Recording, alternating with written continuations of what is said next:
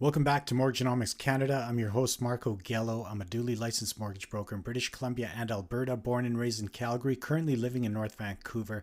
If you're from either of these provinces and require any mortgage-related services, please do not hesitate to contact me. Call or text me right now at 604-800-9593, 604-800-9593. One application, one credit check, and access to Canada's top lenders. Today, I'm going to talk about the closing costs that you should expect when you sell and or purchase a property. Let's begin. In this episode, I want to clarify the one-time closing costs that are incurred during a real estate property transaction and how they accumulate and become a part of your overall cash to close funds required on your completion or closing date. Many home buyers understandably focus on the precise down payment requirement, often overlooking these additional costs. This oversight often catches buyers off guard since these costs are not always clearly communicated during the home buying process. This information should be presented to you from the onset from either both your realtor and your mortgage broker. So in this episode, I simply want it to be known and fully disclosed for all home buyers to be aware and prepare for these closing costs when you purchase real estate in British Columbia and Alberta, because I can't tell you how many times I hear about the 11th hour realizations at the lawyer's office when clients are suddenly made aware that they need to come up with some extra closing cost cash. This could be anywhere from $5,000, I've heard as much as $20,000 worth of funds to close out on their transaction because they overlooked or were completely unaware of a particular closing cost that was, for whatever reason, not known to them. So here are the key closing costs to be aware of when purchasing a property in British Columbia or Alberta. All right, let's start with property transfer tax, and this only pertains to BC purchases in British Columbia, not Alberta. This is a BC provincial tax charged every time a BC property changes hands. The cost is 1% on the first $200,000 of purchase value and 2% thereafter up to $2 million. And finally, the tax scales up to 3% on the portion that is greater than $2 million. So let's say you purchase a property for $1.5 million in Vancouver. That would be a property transfer tax of $28,000. So in addition to your down payment, the lender would expect to see that you have $28,000 that you should fully be able to verify. There are exemptions to this property transfer tax, and I've included direct links to the BC government, to the specific page on property transfer tax, and it talks all about the additional property transfer tax, the exemptions, how you file and pay, and so on. So take a look through there. And I've also included the link in Alberta to the Alberta land title fee calculator. So you can check that out as well. Nowhere near the amount of property transfer tax that you would expect in British Columbia, but nonetheless, it is a closing cost. And the difference is humongous, actually. So I just mentioned that example for 1.5 million. You'd be owing what is it, $28,000 on a property for land transfer tax in BC. In Alberta, it'd just be a couple $100. So a massive difference there. All right, next up, GST. If you are buying a newly subdivided lot or a new home, GST will generally be charged at 5% on the full amount of the purchase. A new GST rebate is pending and has been since the election. It started off as an election promise from the Liberal government, saying that first-time home buyers would be exempt of any GST on new purchases and also on resale properties as well, up to 1.5 million. But that is still hasn't passed legislation. So as you can see from here, it's still first reading was completed June 5th, 2025, second reading June 12th, 2025, and since then there's been no update on that. So it is very optimistic that it will pass. There's no doubt, it appears, that it won't pass. It will. But it's just, it hasn't happened yet. So if you are in the process of purchasing right now a new property and you're a first-time home buyer, don't assume that you will have an exemption on that GST. So account for it. And if you do in fact close when the GST is still in force, all I can tell you is hope that maybe you get a grandfathered policy that takes effect and that you could potentially apply for a rebate or a refund on it. But don't mark my words on that. If anything, account for the full GST. And appraisals. Most lenders will require an appraisal of the property to support the lending value of the property.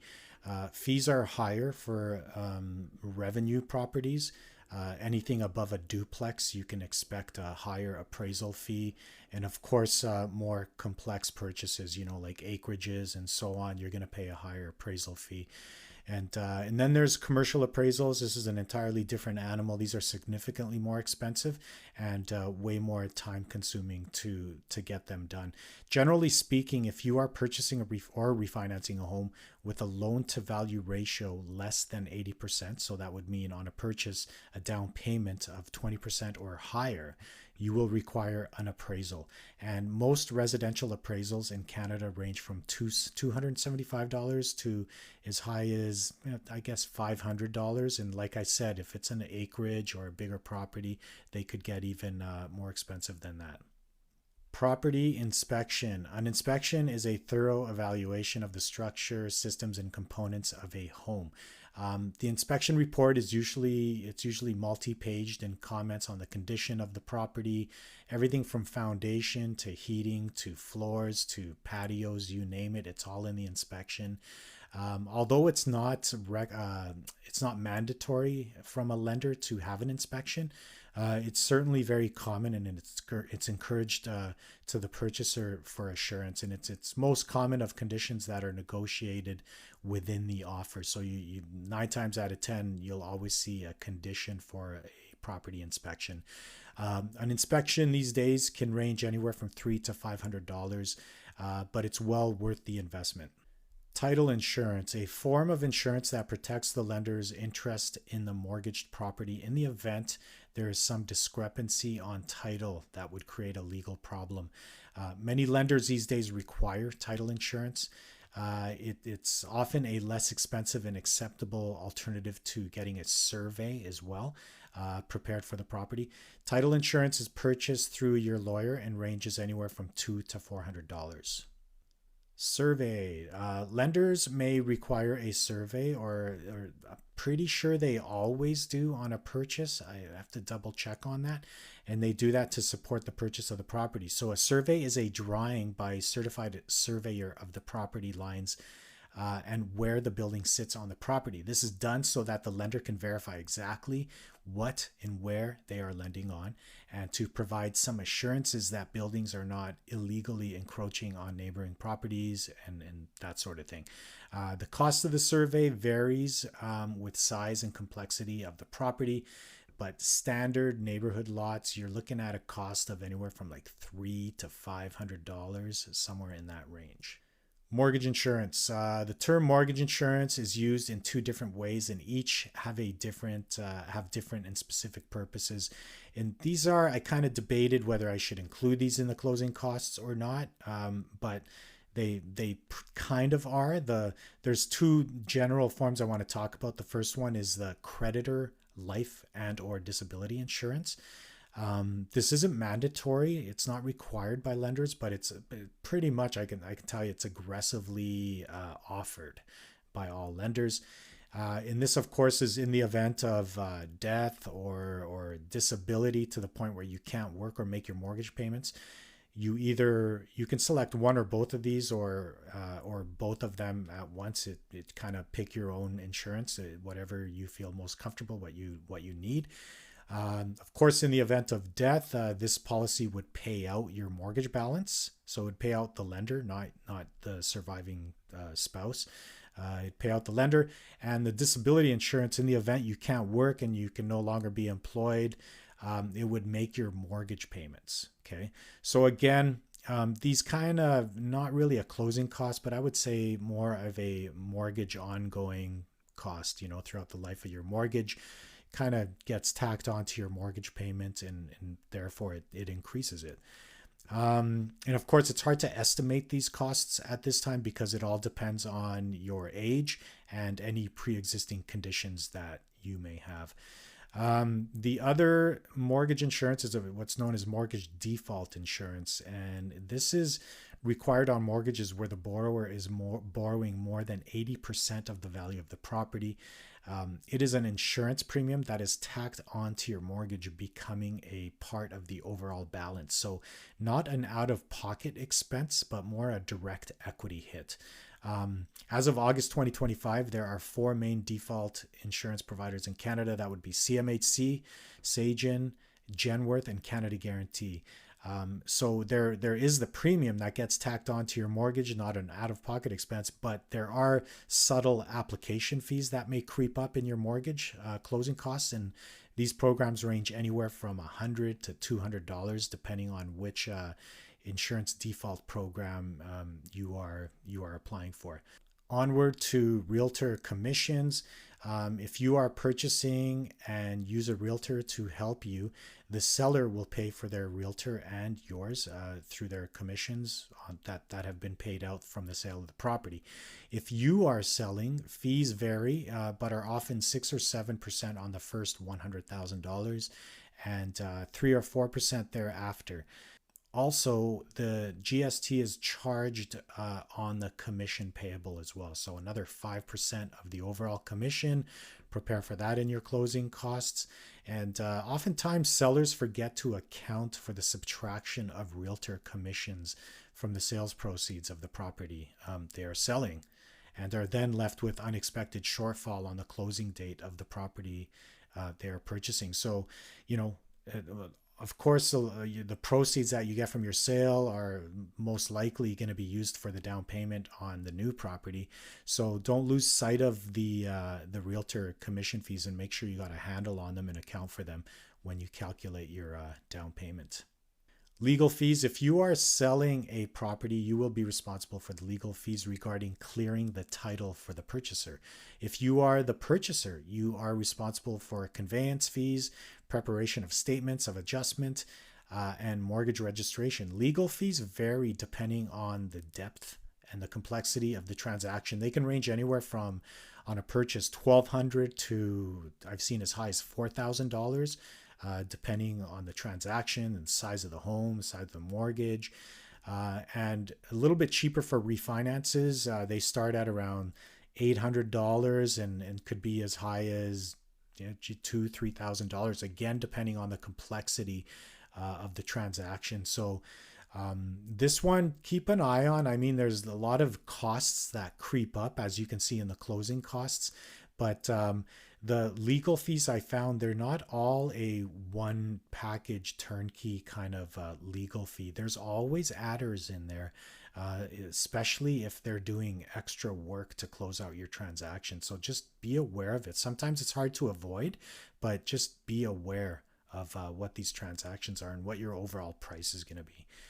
Interest adjustments. This is the interest that you will pay for receiving the mortgage funds for periods outside of standard payment periods. So, for example, if your completion date was on the 23rd of a 30-day month, you would owe like 7 or 8 days of interest for those days before the normal payment cycle commences. So, assuming that your normal payment cycle will be the beginning of the month, the first of the month, and you close on the 23rd, like I said, that's 7 or 8 days that of interest that will have to adjust, and that'll creep into your closing costs as well. Property tax adjustments, not to be confused with property transfer tax adjustments. There's no such thing as that. But generally, property taxes for the calendar year are paid at the beginning of July. If you purchase a property before July 1st, the seller will be paying you for the days they owned the home from January 1st to completion day. You're responsible for the entire amount to be paid to the municipality on July 1st.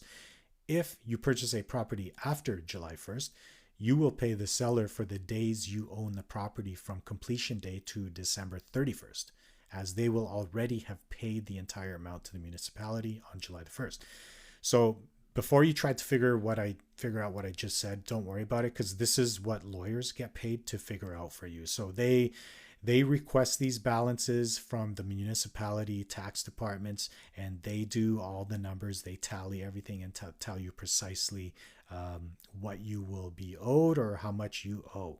So heads up on that. Again, this comes up very often. People get confused with it. Just be patient with the process and just seek an explanation, clarity from your lawyer when he's explaining this to you, so you understand it and you don't get angry about it, because it's just part of the process. Rental deposit adjustments. If the property has a rental suite, the vendor must transfer the tenant's security deposit to the purchaser. And if completion takes place mid-month or whatever, any other day, adjustments must also be made for rent collected by the vendor and prorated payment made to the purchaser. Okay. Property insurance. If you have a mortgage on a property, almost every lender will want to make certain that you have adequately insured the property for loss from fire or flood, or even in BC here, earthquakes. Note that the insurance must be for the full property value rather than just the mortgage amount. And in the event of a loss, it is standard practice. Mortgage property generally notes the financial institution as the payee. And this is what the lawyers and the insurer or the lender requires, that the insurance company, they require something from the insurance company known as a binder to confirm coverage. In this is often referred to as the binder. So they want to see themselves, the lender, linked into the insurance policy as the payee. Okay. And this is called your lawyer. You'll hear this from your lawyer, a request for insurance binder. And that's another cost of about $35. So in summary, rather than the lender tallying up all these costs and determining which ones are applicable or not, to come up with the total closing costs, they simply use an arbitrary factor of 1.5% of the purchase price of the property. And this is the figure that they require verification from you that you have these funds in your bank to pay for all these closing costs, in addition to the down payment. So let's say you use that same example on the Vancouver property of 1.5 million. Your lender will expect to see that you have an additional $22,500 in your bank account. This is 1.5% of 1.5 million. In Alberta, it's much less. The closing costs factor is 0.5%. So if you purchase that same $1.5 million house in Calgary, it would come out to about $7,500, substantially less due to the absence of the property transfer tax, which is not charged in Alberta. Okay, that's all I got for you today. Call or text me anytime if you have any mortgage questions at all, especially if you're in British Columbia or Alberta, as I'm licensed to service these specific provinces, and especially if you're from Vancouver or Calgary, as I'm very familiar with these markets. I welcome calls and emails from all over Canada and the entire world for those that are in the process of or have recently relocated or immigrated to Canada from elsewhere, or for those Canadians who are in the process of moving from one province to another, as I specialize in interprovincial relocations and new to Canada mortgage applications. And of course, I do every other mortgage qualification scenario you could possibly imagine. Come to me for all your mortgage needs. Call or text me at 604-800-9593, or you can get me on WhatsApp, or just go ahead and link up to my website, homefinancingsolutions.ca, where you'll find my complete catalog of past blogs and podcast episodes. And one more thing, check out my award-winning mortgage app. It's embedded somewhere in the notes or profile section from where you are listening to or viewing this. This thing is amazing. It comes equipped with tons of calculators, market interest rates, and every other thing you can imagine. It even enables you to do a snap pre-qualification on yourself. You got to check it out. Give it a try. Thank you again for tuning in to Mortgagenomics Canada. Stay well, everyone. Talk again soon.